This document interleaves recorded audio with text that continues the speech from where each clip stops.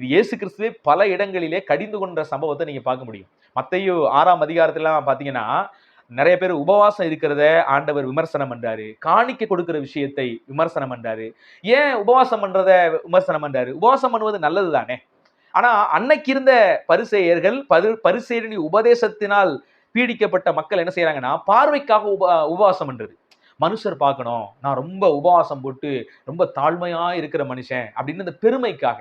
பரிசேயன் அப்படித்தானே போய் தேவனுடைய சன்னிதானத்திலே நான் வாரத்துல 2 முறை உபவாசம் பண்றேன், அதை தசமபாகம் கொண்டுக்கிறேன் அப்படி பீத்திக்கிட்டு இருக்கும்போது, உண்மையிலேயே அங்க நீதிமானாக அவன் மாற்றப்படவில்லை. தன் பாவத்தை ஒத்துக்கொண்ட அந்த வரி வசூலிக்கிறவன் ஆயக்காரன் தான் என்ன செய்யறான், உண்மையிலேயே தன் பாவி என்று ஒத்துக்கொண்ட அந்த மனிதன் தான் நீதிமானாக்கப்பட்டு போனான்னு ஆண்டவர் போதிப்பார்.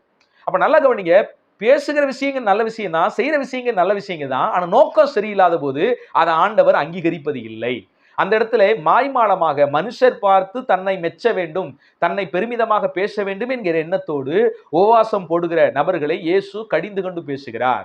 மனுஷர் பார்க்கும்படியான தாரை தப்பட்டையெல்லாம் அடித்து மக்களுக்கு உதவி செய்கிற, மக்களுக்கு பரிசுகளை கொடுக்கிற, அப்படி நாங்க ரொம்ப தாராள குணம் உள்ளவங்க, இரக்க குணம் உள்ளவங்க.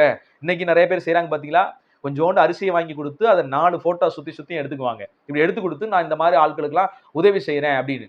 எண்ணம் இங்க என்னதான் தப்பு. ஒரு சிலர் பாத்தீங்கன்னா உண்மையாகவே தான் செய்கிற இந்த ஈகை குணம் மற்றவர்களுக்கும் உள்ள பாதிப்பை ஏற்படுத்தி அவர்களும் ஈகை குணம் உள்ளவர்களாக மாற வேண்டும் என்கிற எண்ணத்தோடு சில வீடியோக்கள் எடுப்பாங்க, தரவுகளை எடுத்திருப்பாங்க.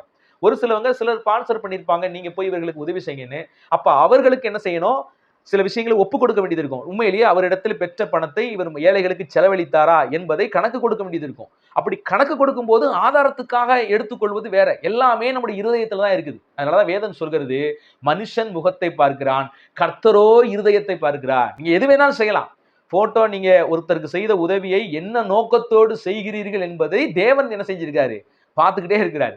அது போல இயேசுவும் அந்த இடத்துல தார தப்பட்டை அடிச்சு பெருமைக்காக உதவி செய்கிற நபர்களை பார்த்து கடிந்து கொள்கிற விஷயத்தை நம்ம பார்க்கிறோம். யோபுவை குறிச்சும் கூட கர்த்தருடைய பட்சத்துல நாங்கள் இருந்து பேசுகிறோம் என்று 4 நண்பர்களும் என்ன செய்யறாங்கன்னா யோபு கிட்ட பேசுறாங்க.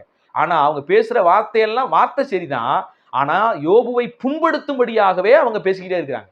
அதனாலதான் ஆண்டவர் யோபு கிட்ட பேசும்போது, யோபு நிதானமா பேசினா, யோபுவினுடைய நண்பர்களும் நிதானமாய் பேசல, அவங்களுக்காக பலி செலுத்தணும்னு சொல்றாரு. யோபுவும் தன்னுடைய நண்பர்களுக்காக ஜெபிக்கிறார். ஜெபிக்கும் போது ஆண்டவர் என்ன செய்யறாரு, சரி பாவம்னா அந்த நண்பர்களை விட்டுட்டு போற விஷயத்தை பார்க்க முடியும். அப்ப நல்லா கவனிங்க, நல்ல வார்த்தைகளை கூட, நல்ல செயல்களை கூட, தவறான எண்ணத்தோடு கூட, வெறுப்போடு கூட, பகையோடு கூட நீங்கள் அவர்களை அலட்டும்படியாக செய்வீர்களானால் அது நிச்சயமாக அங்கீகரிக்கப்படாது. அது